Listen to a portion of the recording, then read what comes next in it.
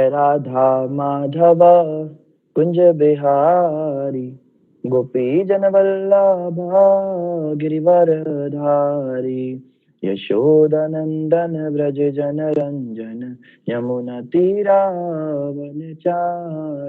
जय राधा माधव कुंज बिहारी जय राधा माधव कुंज बिहारी।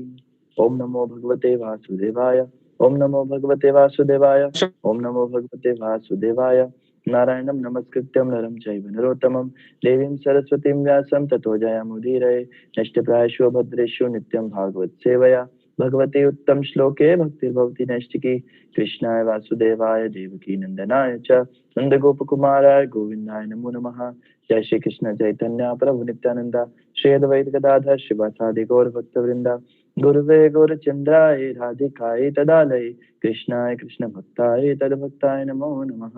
मुखं करोति वाचालं पंगुं लंघयते गिरिं यत्कृपातमहं वन्दे श्रीगुरुं दीनतारिणं श्री परमानंद माधवं श्री चैतन्येश्वरं। हरे कृष्ण कृष्ण कृष्ण हरे हरे हरे राम राम राम हरे हरे। हरे कृष्णा। आप सभी भक्तों और माताओं का हार्दिक स्वागत है आज के श्रीमद् भागवतम की इस कक्षा में। स्वागतम सुस्वागतम। और हम चर्चा कर रहे हैं श्रीमद् भागवतम स्कंद 1 अध्याय 8 श्लोक संख्या 41 के ऊपर। तो ये श्लोक हमने कल भी लिया था। कल हमने इस पे काफी चर्चा की थी और हमने जाना था यहाँ पर कुंती महारानी आकर क्या कर रही हैं, भगवान से प्रार्थना कर रही है मेरे मोह बंधन को समाप्त कर दीजिए। हुआ यूं था कि पहले वो अलग अलग तरीके से भगवान से प्रार्थना कर रही थी कि आप रुक जाइए, आपका रुकना अच्छा है। लेकिन अब जो है उन्हें समझ में आया कि भगवान को रोकने का जो विचार है ये पांडवों के लिए तो सही है लेकिन वृष्णियों के लिए अच्छा नहीं होगा। और मेरे पितृपक्ष में जो विष्णु वंश है उन लोगों के साथ अगर ऐसा हुआ कि कृष्ण के दर्शन उन्हें नहीं हुए तो भी मैं कष्ट को ही प्राप्त करूंगी। और अगर मैंने इनको रोक लिया, मैंने इनको जाने दिया तो पांडव दुखी होंगे तो भी कष्ट को प्राप्त करूंगी। तो कुंती महारानी ने यहाँ पे प्रार्थना करी, प्रभु आप क्या कीजिए, आप मेरे मोह पाश को काट दीजिए। मैं जो है वृष्णि और पांडव दोनों से ही जो है मेरा मोह समाप्त हो जाए। तो जल्दी से हम इस श्लोक के ऊपर थोड़ी सी चर्चा देखते हैं। इसका बैकग्राउंड, अथ विश्वेश, अथ का मतलब बताया था इसलिए, अतः इसलिए बोल रही है कि पहले इतना मैंने ये मांगा आपसे, इधर जाइए मत जाइए, जाइए मत जाइए, कहती अतः अब तो मैं आपसे यही कहूंगी, क्या करो, विश्वेश के ऊपर हमने चर्चा की थी कि आप ईश्वर हो, आपने सारे विश्व के नियम चलाने हैं, सब आपके अनुसार चलता है। तो ईश्वर होने के नाते आप क्या कीजिए, स्वकेशु, आप देखेंगे श्लोक के अंदर स्वकेशु शब्द है। स्वकेशु का मतलब है मेरे स्वजन। मेरे स्वजन का मतलब जो मेरे ब्लड रिलेशन, मेरे खून के नाते हैं, जो हमारे खून के रिश्ते होते हैं उनसे हमें कुछ विशेष ही अटैचमेंट रहता है, विशेष आकर्षण रहता है और ये स्वाभाविक है। हमने देखा भी है, जैसे भक्त है कोई, मान लो हमारा कोई, जैसे ये ग्रुप ही है, ग्रुप का कोई डिवोटी है या कोई हमारे आसपास कोई डिवोटी रहते हैं, सर्कल में है, या कोई हमारे दीक्षित भक्त हैं, कोई सीनियर है, जूनियर है, मानो उन्हें कभी पैसों की जरूरत पड़े, प्रभु जी 10,000 रुपए चाहिए मुझे, बहुत इंपॉर्टेंट है और मेरा ये काम रुक रहा है, और हमारे पास होंगे भी, फिर भी हम 10-20 बार सोचेंगे हम दें ना दें, क्या करें, जबकि हमारा बहुत अच्छा रिलेशन होगा उनसे, ऐसा नहीं कि कोई अनजान है और हमारा खून का रिश्ता होगा, हमारा बच्चा है, हमारा बेटा है, वो 50,000 रुपए भी बर्बाद कर देगा मोबाइल खरीदने के लिए, तो हम उसको जाके तुरंत दिलवाएंगे, नहीं नहीं इसने मांगा है तो इसको देना है। वहां पर वो व्यक्ति उसका इस्तेमाल करेगा केवल मायावादी काम के लिए, उल्टे सीधे चीज करेगा मोबाइल से, वो सब करेगा, लेकिन वहां पे हमारा मोह है इसलिए हम उसको दिला देंगे। और कोई भक्त, कोई जरूरतमंद डिवोटी होगा जो हमसे 2-4 हजार का भी कुछ सामान मांग लेगा कि प्रभु जी थोड़ी मेरी मदद कर दो, मेरे घर पे समस्या है, हम उसकी मदद करने में कतराएंगे कि मेरे पास तो पैसे है ही नहीं। मतलब ये बड़ा ऑटोमेटिक है, हमारे दिमाग में तुरंत विचार आएगा पैसे तो है ही नहीं, कैसे दे दूं इनको। तो ये किस वजह से, ये मोहपाश की वजह से है और यही मोहपाश समाप्त हो जाएगा। देखो अभी तात्पर्य में प्रभुपाद जी बताएंगे, जो शुद्ध भक्त बन जाता है फिर उसके अंदर से ये निकल जाता है कहीं ना कहीं जब तक हम शुद्ध भक्त नहीं बने, हमारे अंदर ये संकीर्ण मानसिकता रहती है। संकीर्णता क्या रहती है? ये मेरे स्वजन हैं, ये मेरे अपने हैं, और ये मेरे अपने हैं, इनका मुझे ध्यान रखना है। मेरा अपना बेटा है, मेरी अपनी बेटी है, इनका मुझे अच्छे से पालन करना है, इनको खाना खिलाना है, इनको स्कूल भेजना है, टाइम से लेने जाना है ना। चलता रहता है, आप देखेंगे नॉर्मल गृहस्थ परिवारों में यही चर्चा चलती है। अब बच्चा बड़ा हो रहा है जी, थोड़ा सोचो जी, एक्स्ट्रा करिकुलर एक्टिविटीज में नहीं जा रहा है, बेटी जो है बड़ी हो रही है, अब इसके जो है खर्चे बढ़ रहे हैं, आपको थोड़ा मेहनत करनी चाहिए। व्यक्ति इसमें उलझ जाता है, स्वजनों में ही इतना उलझ जाता है कि वो बाहर के लोगों का, बाकी लोगों का तो क्या ही सोचेगा। प्रीचिंग की बात रही, सेवा की बात रही, वो सब कुछ जो है कह लीजिए एक सेकंड प्रायोरिटी पे चला जाता है। पहली प्राथमिकता तो परिवार के लोगों को ही मिलती है हमेशा, कि सबसे पहले पत्नी, पति, बच्चे, घर के फिर और मेंबर, सास ससुर जो भी और हमारे परिवार में है। उसके बाद हम मंदिर की सेवाएं देखेंगे, उसके बाद हम देखेंगे प्रचार कार्य, उसके बाद हम देखेंगे अगर किसी को कुछ हम कुछ मदद कर सकते हैं, गरीबों की मदद कर सकते हैं, या हम कोई सोशल एक्टिविटी कर सकते हैं। तो ये मानसिकता, ये देखिए स्वकेशु शब्द जो है ये बड़ा महत्वपूर्ण है। तो कुंती महारानी स्वकेशु शब्द जो है इसीलिए बोल रहे हैं कि अपने स्वजनों में आ सकते हो। देखो, स्वकेशु में स्नेह पाशमिमम, स्वकेशु में अपने निज अपने परिवार के लोगों में स्नेह पाशमिमम, मैं स्नेह के पाश में बन चुकी हूँ, इस स्नेह के पाश में मैं पूरी तरह बन चुकी हूँ। तो ये बंधन जो है ये बहुत कड़ा होता है। हमने कल भी चर्चा की थी, जैसे एक नाव जब तक रस्सी से बंधी रहेगी किनारे से, तब तक वो आगे कैसे बढ़ पाएगी। उसी प्रकार से ये जो बंधन है स्नेह पाश, इसको काटना बहुत ज्यादा जरूरी है। और इसको काटने के लिए कुंती महारानी यहाँ पे कहती है, मैं स्वयं तो सक्षम नहीं हूँ प्रभु, इसलिए आप क्या करो, आप विश्वेश हो, आप विश्वात्मन हो, आप विष्णुमूर्ते हो। 3 शब्दों से प्रयोग जो है भगवान को संबोधन दिया कुंती महारानी ने, और तीनों में ही वो एक ही बात कहना चाहती हैं, विश्वात्मन, आप तो संसार की जो है समस्त जीवों की आत्मा हो, समस्त ब्रह्मांडों को चेतना प्रदान करते हो। विश्व मूर्ते, आपके तो दिव्य शरीर के अंदर समस्त विश्व समाया हुआ है। तो कुंती महारानी यहाँ पे एक बात और कहना चाहती है। कुंती महारानी कहती हैं, इस स्नेह पाश को बनाया भी तो आपने है। अब देखो, बनाया आपने है तो इसको काट भी आप ही सकते हो। मैं अब तक इसको काटने का प्रयास कर रहा हूं क्योंकि मुझे पता नहीं चला कि आपने बनाया है। जो व्यक्ति बनाता है वही काट सकता है। जिसने वायरस बनाया है वही तो उसका एंटीडोट देगा।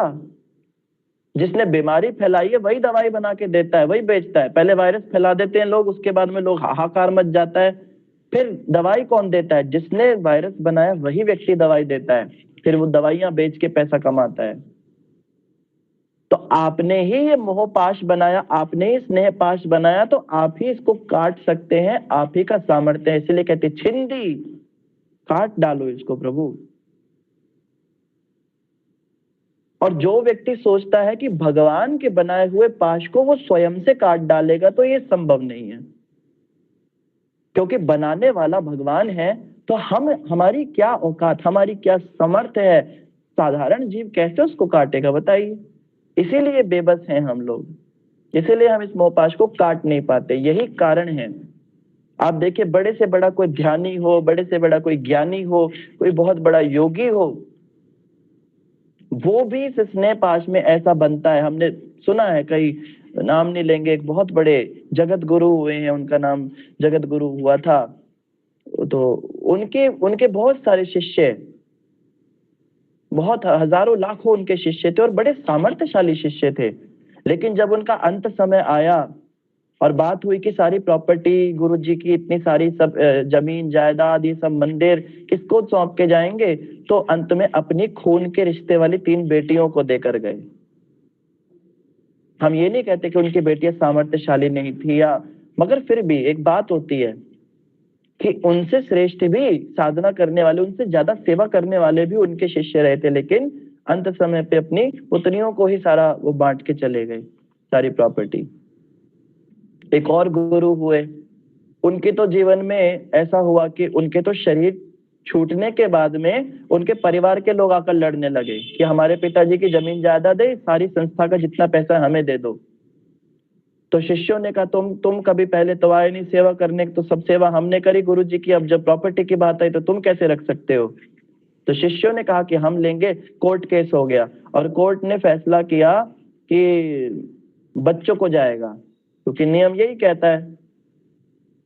तो शिष्यों ने कहा नहीं, हमारे गुरुजी अभी शरीर छोड़े नहीं, हमारे गुरुजी ने अभी शरीर त्यागा नहीं, वो समाधि में है, उन्होंने समाधि ले रखी है और समाधि की अवस्था में अभी उनकी आत्मा शरीर से बाहर है, वो वापस आत्मा शरीर में आएगी और फिर वही बताएंगे, वही फैसला देंगे कि बच्चों को मिलेगी या शिष्यों को मिलेगी। तो गुरुजी के शरीर को फ्रीजर में रखा हुआ है कि गुरुजी बहुत जल्दी, अब शरीर तो सड़ने लगता है नॉर्मल, अब देखो समाधि जो लेता है उस व्यक्ति का शरीर सड़ता थोड़ा ना है, अब वो तो फ्रीजर में रख के वो कहते हैं गुरुजी इसमें आएंगे। गुरुजी के शरीर की भी दुर्गति कर रखी है और शिष्य लोग अभी प्रॉपर्टी पे क्लेम करके रह रहे हैं, जब तक गुरुजी नहीं आते तब तक हम बच्चों को कुछ नहीं देने वाले, ऐसा। तो गुरुजी फ्रीजर में ही पता नहीं कितने युगों तक रहेंगे।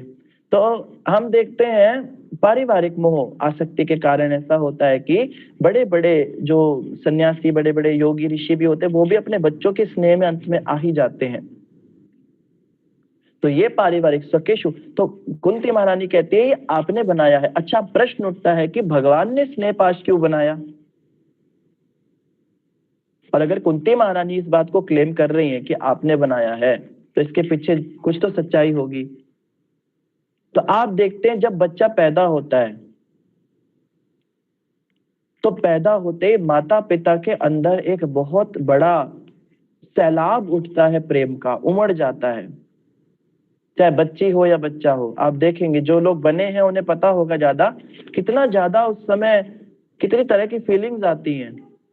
और बच्चे को देखते ही एक, जैसे एक उदाहरण हमने देखा, एक अमेरिकन दंपत्ति था इस्कॉन के डिवोटीज थे, तो उनकी पत्नी अमेरिका में थी, वो प्रभु जी किसी काम से अफ्रीका गए हुए थे। तो वहां पर उनकी पत्नी को जो है बच्चा हो गया, तो इधर वो अफ्रीका में थे, तो वो छटपटाने लगे, मुझे अपने बच्चों को जो है देख नहीं पाया मैं, मुझे उससे मिलना है। तो आने में जब टाइम था तो उन्होंने क्या किया, फोन किया। तो फोन करके उन्होंने कहा मुझे बच्चे की आवाज सुनाओ, तो बच्चा रोने लगा फोन पे।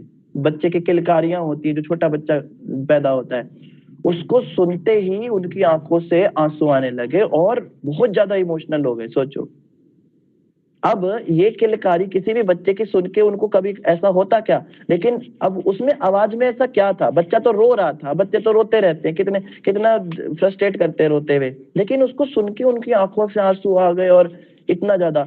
तो ये सारा कहीं ना कहीं भगवान का बनाया हुआ सिस्टम है। और आप देखेंगे जैसे जैसे बच्चा बढ़ता है तो लोग कहते हैं मम्मी के ऊपर आंखें हैं, पापा के ऊपर नाक है, ये कान मम्मी जैसा लग रहा है, ये वाली इसकी आदत जो है पिता पे गई है। तब तो माता पिता के अंदर बहुत ज्यादा उसके प्रति प्रेम और आसक्ति बढ़ती है। अब मानो कोई ऐसा बच्चा है उसके नैन नक्श माता पिता से मिल ही नहीं रहे, तो माँ बाप भी सोचते पता नहीं कैसा बच्चा हो गया हमसे, नहीं तो हमारे जैसी तो इसकी ना हरकतें ना हमारे जैसे नैन नक्श, तो इतना उससे आसक्ति नहीं होती, इतना ज्यादा उसके साथ में प्रेम नहीं होता। मानो कोई इंडियन माता पिता है, उन्होंने बच्चा चाइनीज पैदा हो जाए, मतलब आंखें से चाइनीज जैसी हो गई मुंह, तो वो तो कहेंगे ये कैसा बच्चा पैदा हो गया, तो इतना मोह नहीं आएगा। तो भगवान जानबूझ के क्या करते हैं, माता पिता के नैन नक्श होंगे, वो उन्हें दिखेंगे उस बच्चे में और वो देखेंगे हाय ये तो मेरे जैसा है, उनको फिर और ज्यादा वो आसक्ति बढ़ती है बच्चे में। और जैसे जैसे बच्चा बड़ा होता है, माता पिता से ज्यादा आसक्ति तो दादा दादी को हो जाती है। तीसरी पीढ़ी पर तो इतना ज्यादा प्रभाव पड़ता है, ये वाली इसकी हरकत नहीं मेरे पे गई है, इसकी आंखों का रंग जो है तेरी दादी पर है, मतलब इतना। और यहाँ पर कुंती देवी कहती है ये मोह पाश आपने बनाया, स्नेह पाश का शब्द प्रयोग किया है। तो विश्वेश विश्वात्मन विश्व मूर्ते शब्द कहने के पीछे उनका आशय है आपका बनाया हुआ ये स्नेह पाश है, तो छिंदी आप ही इसको तोड़ सकते हो, दृढ़ इस दृढ़ पाश को जो है काट डालो, आप ही काट सकते हो।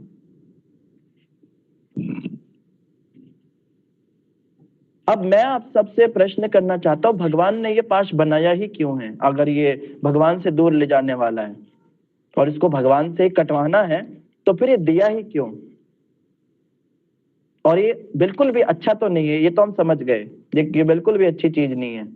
इसके कारण भजन भक्ति इतनी बाधा पड़ती है, माता पिता चाहकर भी भगवान में मन नहीं लगा पाते, बार बार बच्चों में मन जाता है, बूढ़ा होने के बाद भी पोते पोतियों में मन जाता है, वैराग्य तो आ ही नहीं पाता इसके कारण।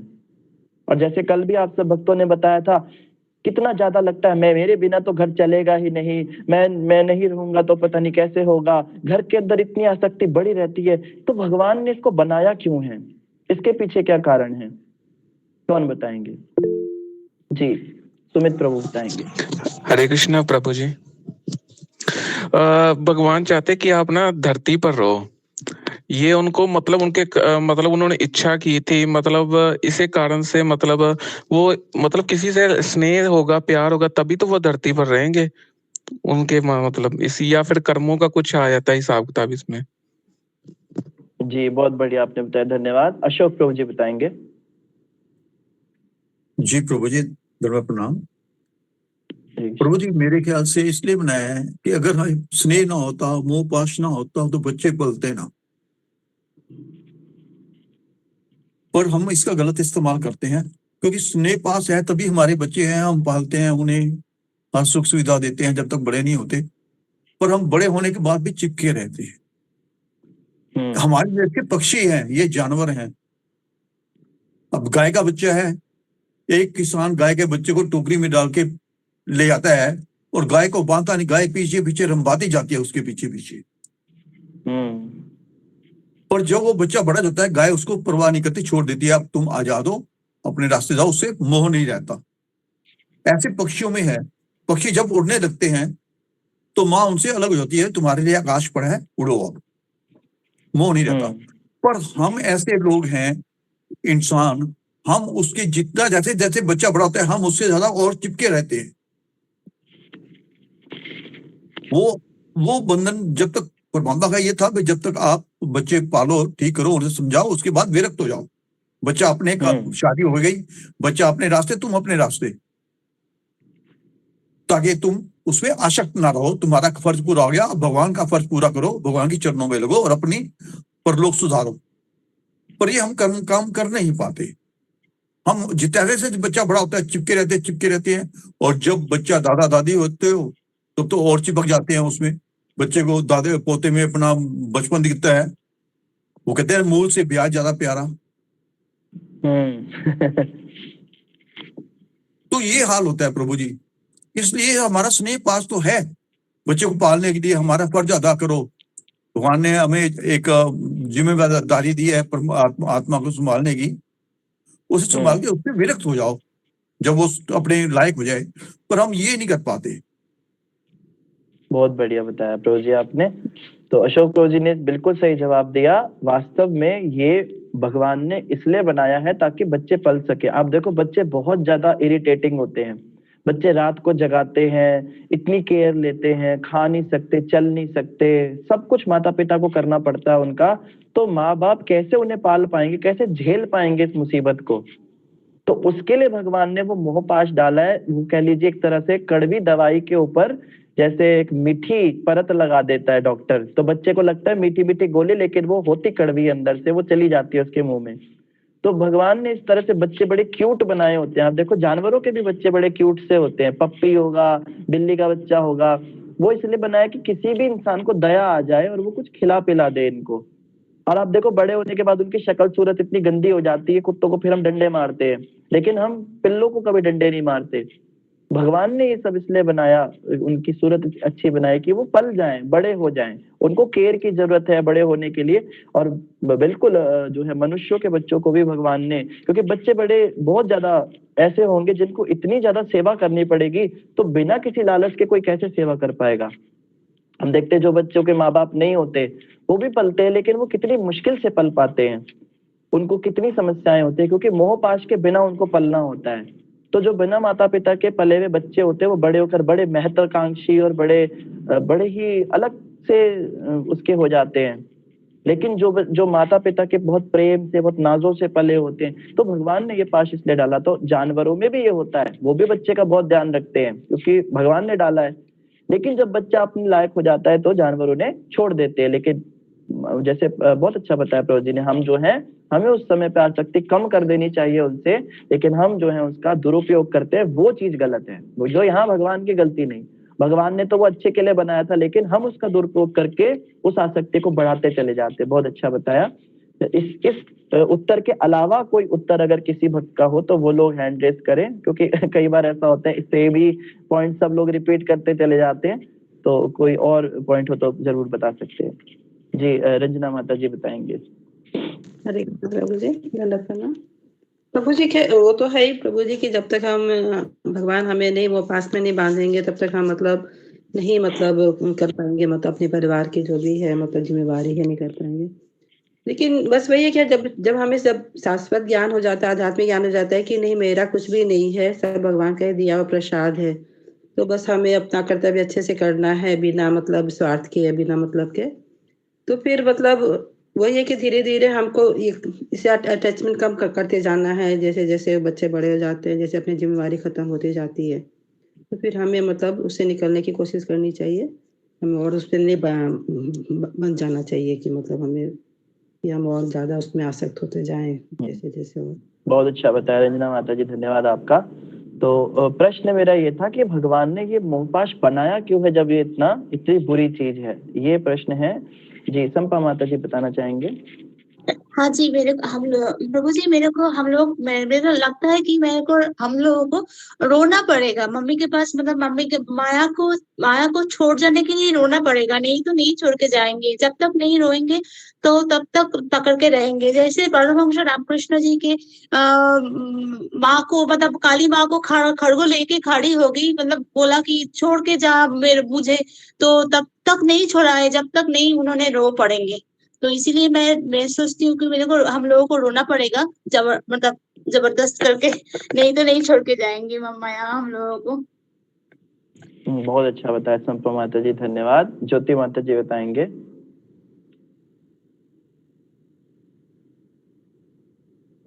ज्योति माता जी। ठीक है, वृषाली माता जी बताएंगे। जी प्रभु जी, हरे कृष्णा प्रभु जी, आपके चरणों में प्रणाम, सभी भक्तों को प्रणाम। प्रभु जी, जीवात्मा ने ही इच्छा की थी कि उसे भी जिस तरह से भगवान करोड़ों ब्रह्मांड के नायक है, कंट्रोलर है, मालिक है, सबके पिता है, तो उसी तरह से उस जीवात्मा को भी इच्छा हुई कि मैं भी किसी का मालिक बनूं, मैं भी पिता बनूं, मैं भी कंट्रोलर बनूं। तो भगवान तो करोड़ों ब्रह्मांड के नायक है, तो इसलिए उस जीवात्मा को यहाँ भेजा गया, क्योंकि वहां तो सिर्फ भगवान ही अकेले मालिक है, कंट्रोलर है सबके। तो उस जीवात्मा की इच्छा पूरी करने के लिए भगवान ने ये भौतिक जगत बनाया है, और तीनों गुणों का प्रभाव डालकर वो पहले तो भगवान को भूल गया इसके कारण, और उसके कारण वो फिर इस मोह जगत में, माया जगत में फंस गया, और खुद को ही कंट्रोलर, मतलब उसको लगता है मैं सबको कंट्रोल करता हूँ, मुझे मैं ही घर चलाता हूँ, ये उसमें ये आ गया प्रभु जी। हरे कृष्ण प्रभु जी, मैं इतना ही बता। धन्यवाद वृषाली माता जी, बहुत अच्छा बताया। ज्योति माता जी बताएंगे। जी हरे कृष्णा प्रभु जी, दंडवत प्रणाम। जी प्रभु जी, मैं एक आर्टिकल की तरफ से बताना चाहती हूँ। एक आर्टिकल पढ़ा था मैंने, उसमें ऐसा बताया था कि जब तक हम दृढ़ प्रतिज्ञ नहीं है भगवान की हरि नाम के प्रति, भगवान के प्रति, तो जैसे कि माया हर वक्त हमारे ऊपर रहती है, तब तक भगवान श्री कृष्ण भी हमारी आसक्ति को दूर नहीं कर सकते। तो मैं इस चीज के ऊपर ज्यादा बताना चाहूंगी, तो मुझे बहुत अच्छा लगा था। तो मैं कहती ये अच्छा है कि मतलब कि जब तक हम किसी दृढ़ प्रतिज्ञा नहीं है, जैसे कि हम किसी काम पर भी जाते कि हमें एक घर चलाना है अपना, तो कमाएंगे तो एक घर चलेगा ना, ऐसे अगर हमें भगवान के पास जाना है तो हरि नाम बहुत अच्छी बात आपने बताई, वो ही होगा। धन्यवाद। तो हरे भगवान ने इससे बनाई हम ड्यूटीज अच्छे से निभा सके। वही अशोक प्रभु जी वाला पॉइंट रिपीट हो गया कि हम परिवार चला सके, बच्चों को पाल सके, इसके लिए भगवान ने हमारे को ये जो है आसक्ति हम में डाली है। जी गोपिका माता जी कुछ बताना चाहते हैं। हरे कृष्ण प्रभु जी, प्रणाम प्रभु जी। प्रभु जी, मेरा भी आंसर ये था कि जैसे भगवान खुद इंजॉयर हैं, तो हम भी हमने भी उनके खिलाफ गए तो इंजॉय करने की कोशिश करी। तो भगवान ने हमें इसी धरती पे भेजा और भौतिक दुनिया में भेजा और यहाँ पे आके हमें हर चीज़ से आसक्ति हो गई। तो जो भी हम सोचते हैं कि ये हर चीज़ हमारी है, मेरे बच्चे, मेरा परिवार, मेरा घर, तो हम खुद ही मोह पाश में फंसे हुए हैं। तो भगवान तो हमें चांस देते हैं निकलने का, बट हमारी बुद्धि बहुत बहुत अच्छा, कम है अभी। बिल्कुल सही बताया आपने, धन्यवाद गोपिका माता जी। तो ले लेकर वही पॉइंट है कि हम जो है संसार के अंदर फंसे हैं, इसमें भगवान की गलती नहीं है। भगवान ने मोहपाश अच्छे काम के लिए बनाया था, लेकिन हमने दुरुपयोग किया। तो अभी हम आगे चलेंगे। तो यहाँ पर हम देख रहे हैं स्वकेशु में स्नेह पाशम छिंदी दृढ़म, कहते हैं दृढ़ पाश है, इसको छिंदी, इसको आप तोड़िए, क्योंकि आपने बनाया है तो आप ही तोड़िए। पांडुशु और वृष्णिशु मुख्य रूप से दो का नाम लिया। अनुवाद पढ़ेंगे। आप सभी श्रीमद् भागवतम आप सबके पास होगी, आप सब अनुवाद पढ़ सकते हैं। जिनके पास श्रीमद् भागवतम नहीं है वो लोग ग्रुप के अंदर देखेंगे, ग्रुप में प्रभु जी ने, अशोक प्रभु जी ने श्लोक डाला होगा, वहां से आप पढ़ सकते हैं। अतः हे ब्रह्मांड के स्वामी, हे ब्रह्मांड के आत्मा, हे विश्वरूप, कृपा करके मेरे स्वजनों, पांडवों तथा वृष्णियों के प्रति मेरे स्नेह बंधन को काट डाले। तात्पर्य पढ़ेंगे शिला प्रभुपाद के द्वारा। जगत गुरु शिला प्रभुपाद की जय। भगवान का शुद्ध भक्त बनने, भगवान का शुद्ध भक्त भगवान से अपने लिए कुछ भी मांगने में लजाता है। देखो तात्पर्य इतना सुंदर प्रभुपाद जी लिख रहे हैं। प्रभुपाद जी कह रहे हैं जो भगवान का शुद्ध भक्त होता है वो भगवान से मांगने में शर्माता है। यानी कि अभी हम शुद्ध भक्त नहीं बने हैं तो हम बेशर्म होके मांग सकते हैं, एक प्रकार से मतलब इसका ये अर्थ निकलता है। तो कभी भी आपको भगवान से कुछ मांगना पड़े तो आप कह सकते हो भगवान हम तो शुद्ध भक्त है नहीं, तो हम मांग रहे हैं। तो क्योंकि प्रभुपाद जी ने तो कहा है कि शुद्ध भक्त नहीं मांगता है, उसको लजाना, वो शर्म करता है मांगने में। हम तो शुद्ध भक्त है नहीं तो हम तो बेशर्मों की तरह मांगे, हमें तो शर्म आएगी नहीं। बड़ी अच्छी बात। लेकिन गृहस्थों को कभी कभी बाध्य होकर भगवान से कुछ कथा की याचना करनी पड़ती है। कथा का मतलब है कुछ मांगना पड़ता है भगवान से। प्रभुपाद जी बड़ी प्रैक्टिकल बात कर रहे हैं। गृहस्थ होने के नाते हम कुछ ना कुछ तो मांगते ही रहते हैं। बच्चा बीमार हो गया, भगवान थोड़ा इसको ठीक कर दो। बीमार क्या, बच्चे के पहले नंबर ज्यादा आते थे, अभी नंबर कम आ रहे हैं। मेरा बच्चा जो है ठीक से नहीं हो रहा है, मेरी पत्नी जो है बड़ी परेशान है, प्रभु घर में बड़ी टेंशन चल रही है, बड़े झगड़े चल रहे हैं, प्लीज आप सब ठीक कर दो, मैं आपका बहुत भजन करूंगा, बहुत माला करूंगी, बस ये कॉन्फ्लिक्ट सॉल्व कर दो। प्रभु अचानक से बहुत सारा पेनल्टी आ गया, इतने पैसे कहाँ से भरेंगे हम, आप जो है ले देंगे, क्योंकि हमें भगवान ही याद आते हैं। मुसीबत में तो भगवान। आज ही एक माता जी से मेरी फोन पे बात हो रही थी, वो भी यही कह रही थी कि मेरी जॉब इस तरह की अगर लग गई, मैं तो भगवान को मांगती रहूंगी, मुझे पसंद नहीं है। तो यहाँ प्रभुपाद जी कह रहे हैं कि गृहस्थ होने के नाते मांगना ही पड़ेगा, क्या करें। अगर इस तरह की जॉब है भी तो इसमें कोई गलत बात नहीं, याचना करनी पड़ती है, क्योंकि वे पारिवारिक स्नेह की ग्रंथि से बंधे होते हैं। अब परिवार से स्नेह तो है, पति अगर बीमार हुआ तो जब तो हमारा भी खराब होगा, हम माला कैसे कर पाएंगे। हमारा पति बीमार पड़ा है, हमारे बच्चे परेशान हैं, हमारे कहाँ भगवान में भागवतम क्लास में मन लगेगा। आप लोग भागवतम क्लास में आते हो, सुनते हो, इसलिए तो सुन पाते हो ना कि मन थोड़ा सा निवृत्त है। जिसके दिमाग में टेंशन है परिवार की, जिसके दिमाग में बच्चे की टेंशन है, पत्नी की टेंशन है, वो क्लास भी ठीक से सुन नहीं सकता। भले ही वो ज्वाइन करता है लेकिन उसका दिमाग जो है बार बार वहां पे जाता रहेगा। बहुत मुश्किल होता है मन एकाग्र करना, खास करके अगर कोई मान लो कोई वित्त समस्या आ गई, कोई घर के अंदर बहुत पैसे, टैक्स बहुत ज्यादा आ गया, बिजली का बिल बहुत ज्यादा आ गया, या जॉब छूट गई किसी की, ऐसे में तो बहुत मुश्किल होता है मन का लगाना। तो अगर इस तरह की प्रार्थना करनी पड़े तो कर लेनी चाहिए कि भगवान थोड़ा, क्योंकि फिर ही तो मन शांत होगा, भगवान में भी लग पाएगा। तो गृहस्थ जीवन में ऐसा करना, ये जो है ये प्रभुपाद जी कह रहे कभी कभी ये करना पड़ता है। जी मनोरमा माता जी कुछ कहना चाहते हैं? हरे कृष्ण प्रभु जी, दंडवत प्रणाम। सभी वैष्णव भक्तों को दंडवत प्रणाम। प्रभु जी, मेरा प्रश्न इस श्लोक से था, इसका जो अनुवाद है इसमें लिखा है, अतः हे ब्रह्मांड के स्वामी, हे ब्रह्मांड के आत्मा, हे विश्वरूप, कृपा करके मेरे स्वजनों, पांडवों तथा विष्णुओं के प्रति मेरे स्नेह के बंधन को काट डालें। तो प्रभु जी, हम लोग जैसे गृहस्थ हैं सभी, अभी आपने बताया कि किसी को कोई टेंशन रहेगा तो अच्छे से क्लास नहीं ज्वाइन कर पाएगा, तो हम सब उसमें बंधे ही है ना। सब बाल बच्चे वाले हैं, सबको वित्त की समस्या, घर में क्लेश की समस्या, कुछ ना कुछ प्रॉब्लम सब हर घर में होती है, किसी को फैमिली की, किसी को रिलेटिव की। तो इसमें हम अपने लिए किस तरह से भगवान कृष्ण से प्रार्थना करें? जैसे इसने पांडवों विष्णु के प्रति आया है, तो हम अपने लिए पर्सनली जैसे करना चाहें अपने घर के मंदिर में, तो भगवान के सामने कैसे प्रार्थना करें प्रभु जी? समझ। इसका उत्तर तात्पर्य के पहले ही लाइन से मिल गया कि शुद्ध भक्त जो होते हैं वो इस तरह की प्रार्थना करते हैं, जैसे कुंती महारानी ने की है कि मेरे मोह बंधन काट दीजिए। तो ये जो प्रार्थना ये तब होगी जब हम मोह बंधन कटने के बाद 100% भगवान के सेवा में लगने की प्लानिंग करेंगे। आज हम मोह बंधन कटवा लेंगे अपने, तो फिर हम इंद्र तृप्ति में लगेंगे।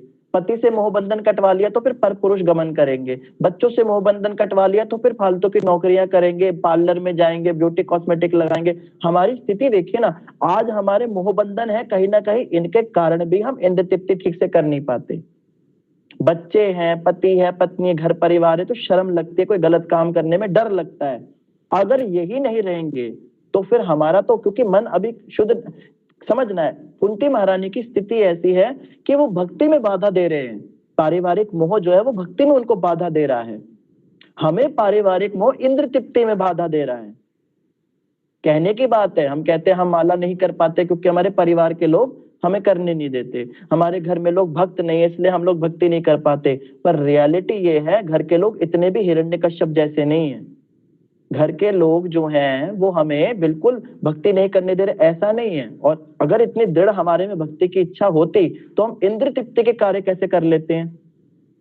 वास्तव में हमें बाधा इंद्र तृप्ति के कार्य दे रहे हैं भक्ति करने में, घर के लोग इतना नहीं देते। तो हमें भगवान से इस समय ये प्रार्थना करनी है, इंद्र तृप्ति से मेरा मन हटा दीजिए, पाप कर्म की वासनाओं से मेरा मन हटा दीजिए, गलत कार्यों में मेरा मन जा रहा है वहां से हटा दीजिए। अच्छे नेम से एक अच्छे शुद्ध गृहस्थ बन के अपने परिवार की रिस्पॉन्सिबिलिटीज का अच्छे से पालन कर सकूं, और बचे हुए समय में मैं आपका भजन करूं, बचे हुए समय में मोबाइल ना चलाऊं, बचे हुए समय में मैं इंस्टाग्राम की रील्स ना स्क्रॉल करूं। मैं अपने लिए कह रहा हूं, मेरी स्थिति में आपको नहीं कह रहा माता, तो मैं तो इस तरह की प्रार्थना इस समय पे यही सजेस्ट करूंगा, हमें यही प्रार्थना करनी चाहिए। जी प्रभु जी, बहुत सुंदर बताया, धन्यवाद। हरे कृष्ण। क्षमा चाहते हैं आपसे के बीच में। हरे कृष्ण। नहीं, अच्छा प्रश्न था, मुझे भी अपनी स्थिति याद आ जाती है बीच बीच में जब आप ऐसे प्रश्न करते हैं। तो यहाँ पे प्रभुपाद जी कह रहे हैं गृहस्थों को ऐसी याचनाएं करनी पड़ती हैं, कभी कभी परिवार के लिए कुछ मांगना भी पड़ता है, सब कुछ होता है, तो इसमें कोई हर्ज नहीं। श्रीमती कुंती देवी इस तथ्य से सचेत थी, अतएव उन्होंने भगवान से प्रार्थना की कि वे अपने उनके स्वजनों पांडवों तथा वृष्णियों के प्रेम पाश को काट दे। भगवान क्या करे, उनके प्रेम पाश को काट दे उन दोनों से। पांडव उनके अपने पुत्र थे और वृष्णि उनके पितृकुल के सदस्य थे, ये सब हम डिस्कस पहले ही कर चुके हैं। कृष्ण इन दोनों परिवारों से समान रूप से संबंधित थे। कृष्ण पांडवों से भी और विष्णु से, दोनों से संबंधित थे। दोनों ही परिवारों को भगवान की सहायता की आवश्यकता थी, ये भी हमने अच्छे से डिस्कस कर लिया, क्योंकि दोनों ही भगवान के आश्रित भक्त थे। श्रीमती कुंती देवी की इच्छा थी कि श्री कृष्ण उनके पुत्रों अर्थात पांडवों के साथ रहें, लेकिन कृष्ण के ऐसा करने से कुंती के पितृकुल के लोगों का लाभ से वंचित रह जाएंगे। वही वाली बात, अगर कृष्ण यहाँ रहे तो वृष्णिवंशी परेशान हो जाएंगे। लेकिन कृष्ण के ऐसा करने से यह सब पक्षपात कुंती के मन को दुख देने वाला था, अतएव उन्होंने इच्छा व्यक्त की कि यह स्नेह बंधन विच्छिन्न हो जाए। कुंती देवी कह रही है, अब पक्षपात किसका करूं, इसका पक्ष लूं, पांडवों का पक्ष लूं तो वो दुखी हो जाएंगे, वृष्णियों का पक्ष लूं तो पांडव दुखी हो जाएंगे। कहते मुझे पक्षपात से ही ऊपर उठा दो प्रभु, ट्रांसेंडेंटल हो जाऊं मैं। अब देखिए प्रभुपाद जी नेक्स्ट पैराग्राफ पढ़ेंगे हम तात्पर्य का। शुद्ध भक्त अपने परिवार के सीमित स्नेह बंधन को विच्छिन्न करके समस्त विस्तृत आत्माओं के लिए अपनी भक्ति में सेवा का विस्तार करता है। ये बहुत ही इंपॉर्टेंट लाइन है। इस लाइन में प्रभुपाद जी ने बहुत बड़ी बात कह दी। प्रभुपाद जी के तात्पर्य ना दिखने में बड़े सरल लगते हैं और हम इसको सीधे सीधे, मैं अपनी बात करूंगा, मैं इसको पढ़ता चला जाता हूँ। हम सोचते क्या है, तो सिंपल सी बात है, इतना ज्यादा प्रभुपाद जी बहुत फोकस नहीं डालते। लेकिन देखेंगे ध्यान से, इस लाइन के ऊपर हम 2 घंटे चर्चा कर सकते हैं। दोबारा से पढ़ के सुनाता हूं मैं आपको। शुद्ध भक्त अपने परिवार के सीमित स्नेह बंधन को विच्छिन्न करके समस्त विस्तृत आत्माओं के लिए अपनी भक्तिमय सेवा का विस्तार करता है। हम सबकी मानसिकता बड़ी विस्तृत है, बड़ी संकीर्ण है। मैं, मेरा परिवार, मेरा घर, बस। बगल वाला दुखी हो, मरे, जिए, मुझे कोई मतलब नहीं। गली के अंदर 4 बच्चे क्रिकेट खेलते हैं, चारों बच्चों को चोट लग जाती है, लेकिन हम किसको देख रहे होते हैं? हम अपने वाले को देख रहे होते हैं, इसे कैसे चोट लग गई। 2 बच्चों में लड़ाई हुई, एक मेरा बच्चा, एक पड़ोसन का बच्चा, दोनों ने एक दूसरे को क्षति पहुंचाई। हम अपने बच्चे का बचाव करते हैं, हमें नहीं मतलब दूसरे के बच्चे को चोट लगी है, क्या लगा है, उल्टा हम उसको डांटते भी हैं, क्यों लड़ता है इससे, तूने इसको कैसे चोट मारी, क्यों इसको तूने इतना पीट दिया, जबकि वो कष्ट में वो भी रो रहा है, मगर उसके रोने को देख के हमें दया ही नहीं आती, क्योंकि हमारी मानसिकता संकीर्ण हो जाती है। और यही बात प्रभुपाद कह रहे हैं, सीमित स्नेह बंधन, ये सीमित हो जाते हैं। स्नेह तो है, अपने बच्चे से है। और जैसे कोई कहते हैं माँ का प्यार बहुत बड़ा होता है, माता का प्यार, माँ के ऊपर बड़ी कविताएं बनती हैं, माँ के प्यार के लोग मिसालें देते हैं कि वो बड़ा वो होता है, मतलब माता कभी भी किसी एक्सपेक्टेशन से, किसी आशा से प्रेम नहीं करती। लेकिन आप देखेंगे माँ का जो प्यार है वो अपने जने हुए बच्चे से है। दूसरे बच्चे की भी तो माँ ही लगी ना, वो उसकी भी तो माँ जैसी है, उसके प्रति क्यों नहीं वो प्रेम है? अगर हम कहते हैं ये निष्कपट प्रेम है, ऑब्वियसली मैं माता के प्रेम के बारे में कुछ नहीं कह रहे, बड़ा कंट्रोवर्शियल टॉपिक हो जाएगा, बट अभी हम ज्ञान की दृष्टि से समझेंगे। माँ का जो प्यार है वो इतना ज्यादा सेल्फलेस क्यों है? क्योंकि वो मेरा बच्चा है, वो ममता है। ममता को लोग बहुत अच्छी बात बताते हैं, बड़ी ममता, ममता बड़ी है उनके अंदर, बड़ी ममता। ममता का मतलब होता है मेरापन, अहमता और ममता। मैं, अहमता मतलब मैं, और ममता मतलब मेरा। तो ये मेरापन होता है माँ के अंदर, जो उससे वो सब कराता है, और ये भगवान ने डाला है। जैसे हमने अभी चर्चा की, भगवान ने ही बच्चों का लालन पालन करने के लिए माँ में वो प्यार डाला है, और वो केवल अपने बच्चों से होता है या फिर अपनी बहन के बच्चों से होता है। मासी बहुत अच्छी लगती है, क्योंकि मासी माँ की तरह प्यार करती है। अपनी बहन के बच्चों से होता है, अपने बच्चों से होता है, या अपने भाई के बच्चों से भी होता है। बुआ भी बहुत अच्छी होती है, लेकिन अपने पति के भाई के बच्चों से नहीं होता, इसलिए चाचियां बुरी होती हैं। एग्जाम्पल दे रहे, सबकी चाचियां नहीं ऐसी बुरी, मगर ताइयां, चाचियां जो है कंपैरेटिवली मासी से ज्यादा प्यार होता है। या फिर मामियां जो है, मामियां इतनी पसंद नहीं होती, क्योंकि वो भी क्या होती हैं, वो भाई की अपने जो है पति के बहन के बच्चे होते हैं। तो वो प्यार जो है, देखो वहां भी भेदभाव हो रहा है। मायके में जो है मेरा अपना घर है, मेरे अपने खून के रिश्ते हैं, वहां जितने बच्चे पैदा हो रहे हैं उनसे ज्यादा प्यार है। लेकिन ससुराल में जो बच्चे पैदा हो रहे हैं वो मुझसे खून से रिलेटेड नहीं है। तो ब्लड रिलेशन का बहुत फर्क पड़ता है। अगर ये ब्लड रिलेशन की वजह से आ रहा है, तो इतना समझ जाना चाहिए कि ये प्यार भगवान के द्वारा डाला गया है, इसमें हमारी कोई इतनी महानता नहीं है।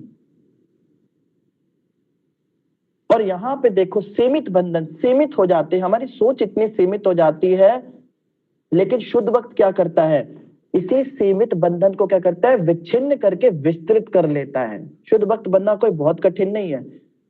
प्रभुपाद जी देखो कितना सीधा, कितने जबरदस्त बात करी। प्रभुपाद जी इतना सिंपल तरीका बता रहे हैं। आपसे कोई प्रश्न करे, प्रभु जी शुद्ध भक्त कैसे बनते हैं, तो आप क्या जवाब दोगे? शुद्ध भक्त 64 माला करनी होती है, शुद्ध भक्ति के लिए मोह बंधन खत्म करने हैं, शुद्ध भक्ति के लिए सुबह मंगल आरती करना, शुद्ध भक्ति के लिए हमें दीक्षा लेनी है, शुद्ध भक्ति के लिए हमें जो है ब्राह्मण दीक्षित होना चाहिए, शुद्ध भक्ति करने के लिए बहुत लंबे लंबे ग्रंथ लिख देंगे।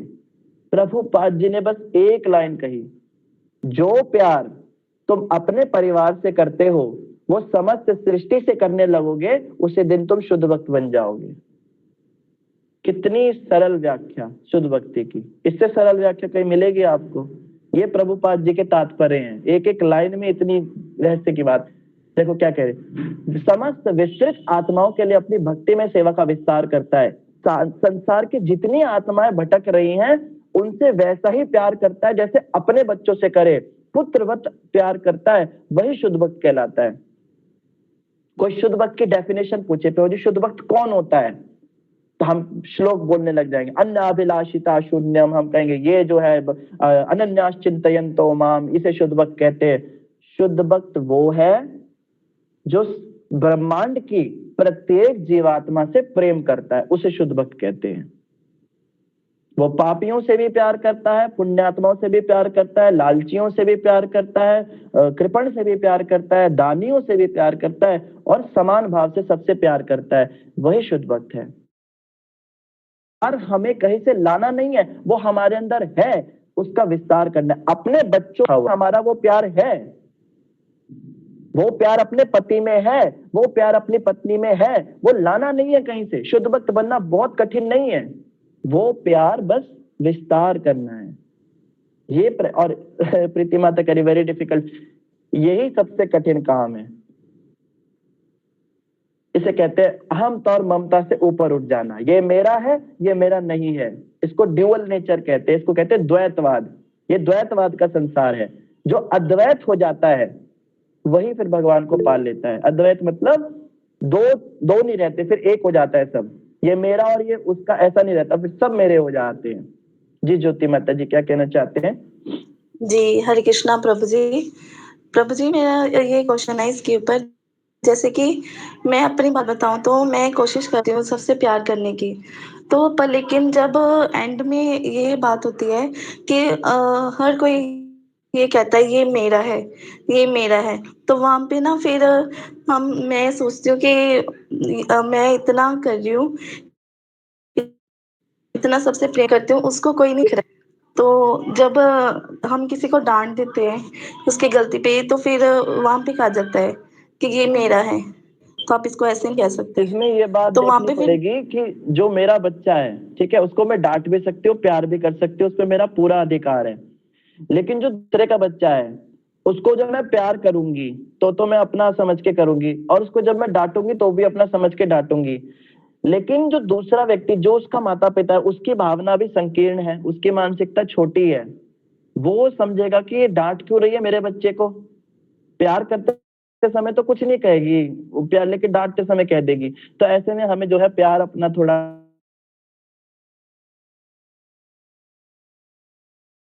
विस्तारित कीजिए। भी डांट वाला जो पार्ट है उसको भी थोड़ा विस्तारित कम कर दीजिए। क्या करें, अब उनके माँ बाप की इतनी ही मानसिकता है तो क्या कर सकते हैं।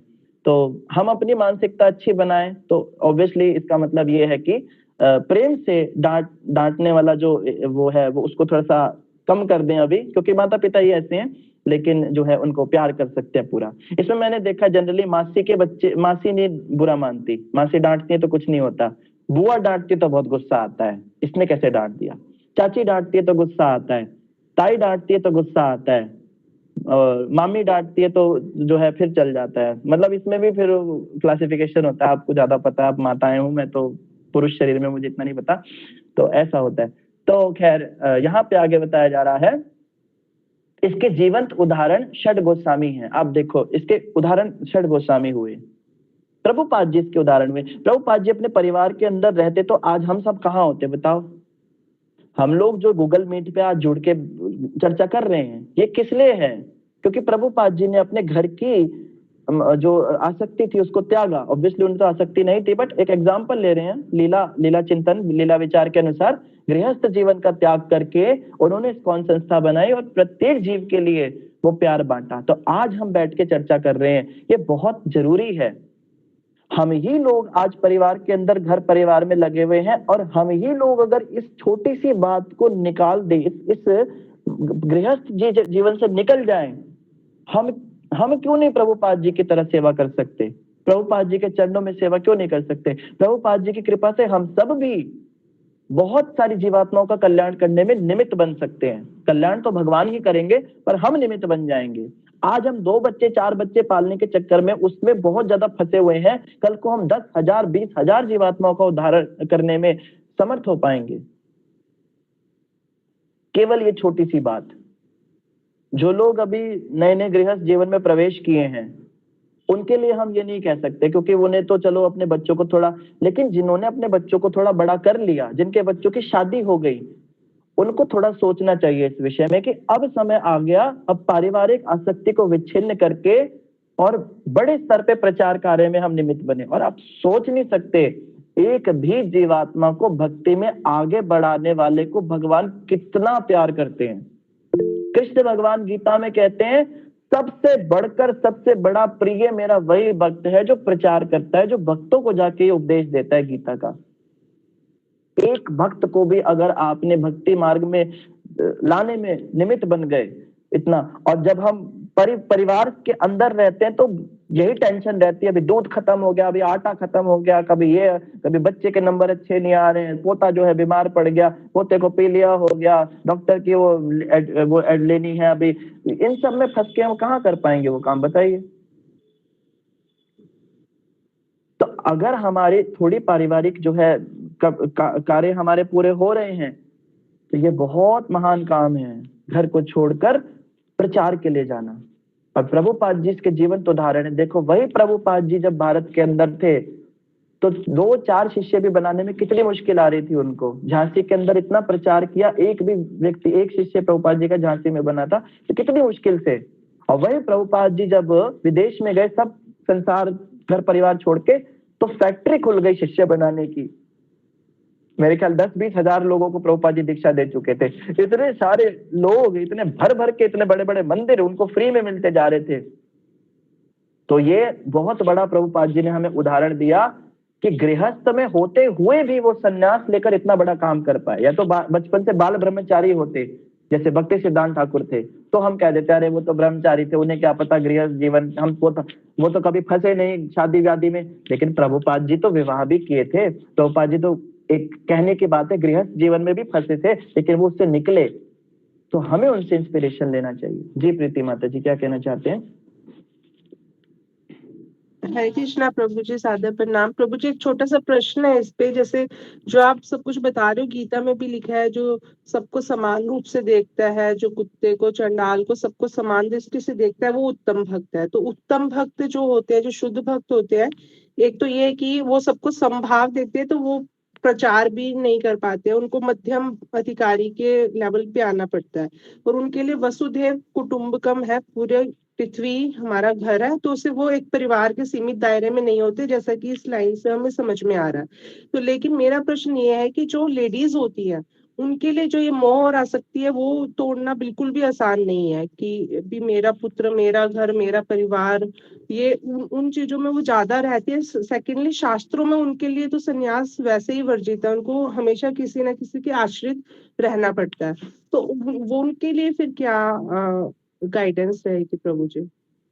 प्रश्न क्या है आपका?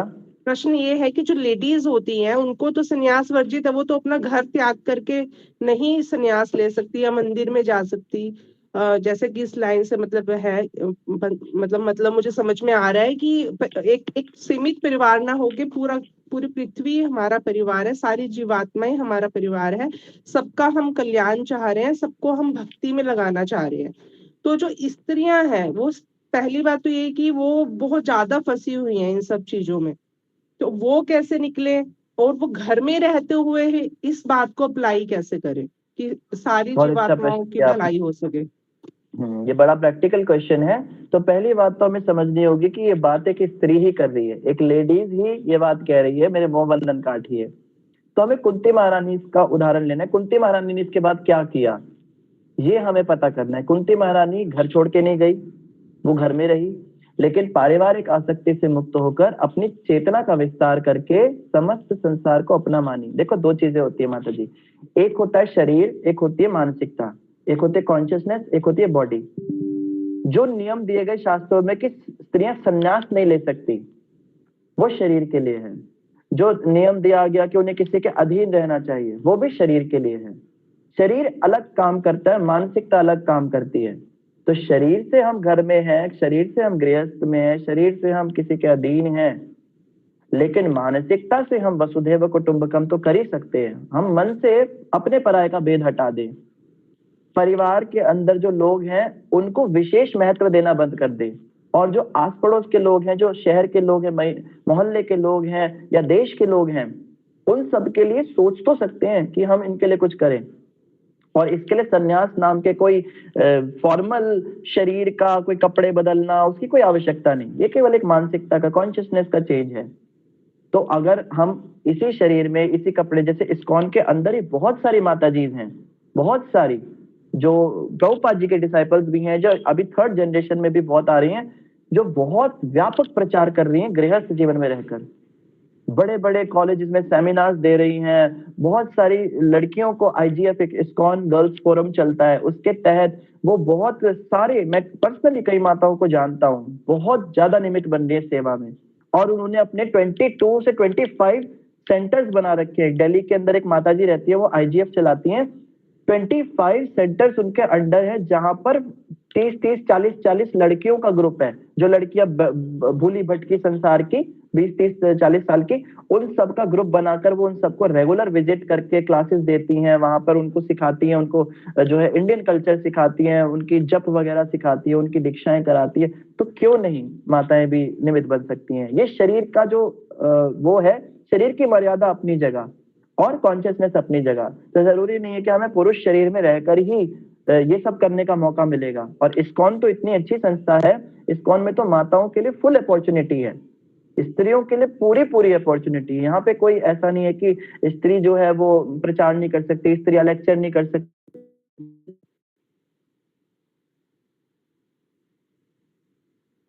प्रभु जी आवाज चली गई, आप आवाज नहीं आ रही है।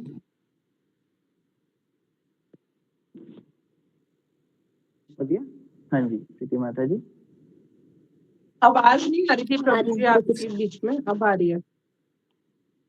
हाँ, तो यहाँ पे तो है फुल अपॉर्चुनिटी है, यहाँ पे स्त्रियों के लिए पूरी अपॉर्चुनिटी है। और माताएं भी बहुत निमित्त बन सकती हैं लेक्चर्स करने के लिए और प्रीचिंग करने के लिए और भगवान के प्रिय बनने के लिए। प्रचार सेवा के द्वारा भगवान, बुक डिस्ट्रीब्यूशन में जाती है माताएं, बिल्कुल कंधे से कंधा लगा के चलती हैं।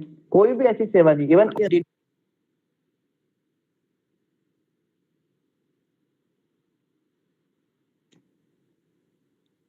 मुझे आवाज नहीं आ रही है आपकी। जब वो कॉल आ जाता है बीच बीच में तो आवाज टूट जाती है।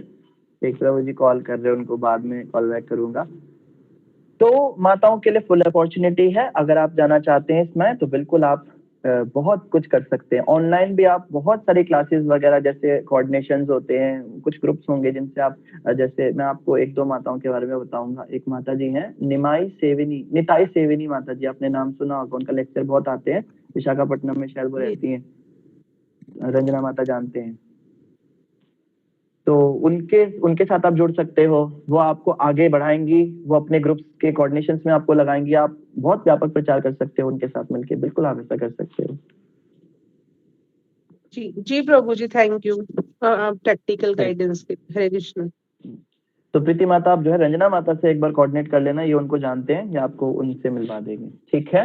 मैं भी जानती हूँ प्रभु जी, मिली भी हूँ मैं उनसे, तो वो बहुत अच्छा उसमें बताते हैं। हाँ, बच्चों की परवरिश किस तरह से करनी चाहिए, उस पे उनके लेक्चर्स रहते हैं, सुनती हूँ प्रभु जी। यूट्यूब पे भी है अवेलेबल उनके।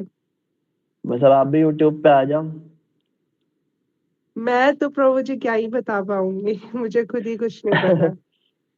नहीं, अच्छा है, आप उनसे सीखो, फिर आप भी निमित्त बनो प्रचार में, और क्या, यही तो काम है सबसे जरूरी। प्रभुपाद जी देखो यहाँ पे कह रहे हैं, क्या कह रहे हैं, जीवात्माओं को, विस्मृत जीवात्माओं को, जो भूली हुई है भगवान को, उनके लिए अपनी भक्ति में सेवा का विस्तार करता है। तो यही शुद्ध भक्त बनने का तरीका, बस विस्तार करते चले जाओ अपना जो है, अपनी चेतना का विस्तार। जी प्रभु जी, प्रभु जी आपकी गाइडेंस में रहेंगे तो होगा किसी दिन ये भी। हरे कृष्णा प्रभु। गाइडेंस प्रभुपाद जी की है, कोई दिक्कत नहीं। तो समय लगभग पूरा ही होता जा रहा है। खैर, यहाँ पे षड गोस्वामियों का उदाहरण आया है, कल हम षड गोस्वामियों के जीवनी पे थोड़ी चर्चा करेंगे, क्योंकि षड गोस्वामियों ने क्या किया, कैसे किया, थोड़ा डिटेल में जब हम सुनेंगे उनकी कथाओं को तो हमें समझ में आएगा कि एग्जैक्टली कैसे करना होता है। जैसे यहाँ पे आ रहा है, इनके जीवंत उदाहरण षड गोस्वामी हैं, जिन्होंने भगवान चैतन्य के पथ का अनुसरण किया। वे सभी अत्यंत प्रबुद्ध एवं सुसंस्कृत धनी सवर्ण जातियों के थे, पैसे वाले भी थे, उच्च कुल के भी थे और बहुत सुंदर भी थे। लेकिन जन साधारण के कल्याण के लिए वे अपने अपने साधन युक्त घरों को त्याग कर सन्यासी बने। तो उन्होंने कैसे सन्यास लिया ये हम जानेंगे। समस्त पारिवारिक स्नेह को छिन्न करने का अर्थ है कार्य क्षेत्र को विस्तृत करना। तो जैसे रघुनाथ दास गोस्वामी हुए, वो विवाहित थे, उनकी शादी भी हुई थी, लेकिन फिर भी वो अपने गृहस्थ जीवन को त्याग कर महाप्रभु के पास आए थे और उन्होंने बहुत सुंदर सेवा की। तो कल हम रघुनाथ दास गोस्वामी के विषय में जरूर सुनेंगे पहले। तो इन्हीं शब्दों के साथ सभी का धन्यवाद। समय लगभग पूरा हो गया, किसी वक्त का कोई प्रश्न हो तो पूछ सकते हैं।